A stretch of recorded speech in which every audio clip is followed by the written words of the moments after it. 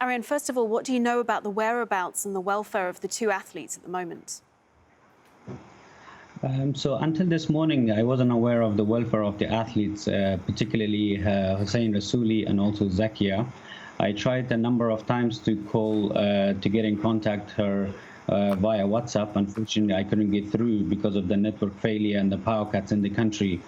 But I left her a message and she finally responded. She's pleading for help, appealing to all women around the globe for help.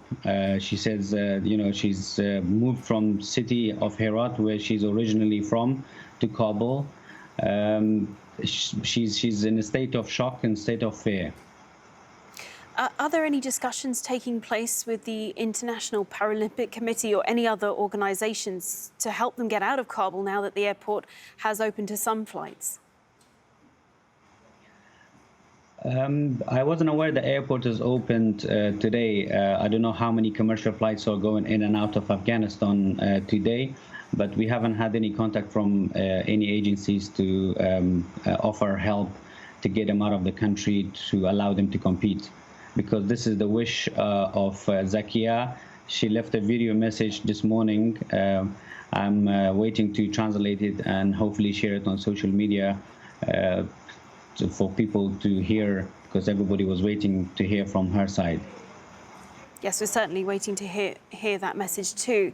When we spoke earlier, you had a very specific message for the international community. Would you like to share that with us now? Yes, absolutely. I mean, we are, reporting the news, different news agencies and news outlets, but unfortunately, we haven't had any agencies to come forward to offer help. I wasn't aware that Zakia is interested and she's keen to still participate. She says, I haven't lost hope. I'm still hopeful. Please help me to compete. This is my dream. Don't let the Taliban to take my basic rights away from me. I'm a Paralympian woman in Afghanistan. I've worked so hard. I've struggled in my life to get where I am, and I just want to compete. She's appealing for help, and as a chef de mission of Paralympic of Afghanistan, now that I know that she's still hopeful, I would like to request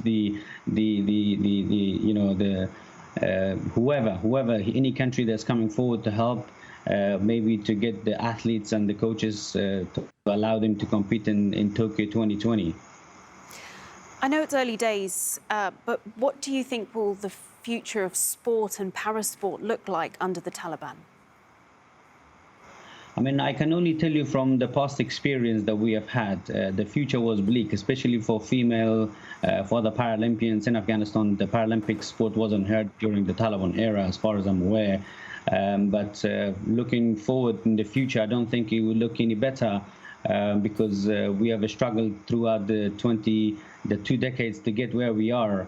But now we are back in square one. I don't think that the Taliban will have the leadership capacity and to run the country, to govern the country, especially for the sports, because we don't know which male sports will be allowed, which female sports will be allowed, whether female will be allowed at all. So the future is looking bleak as it stands.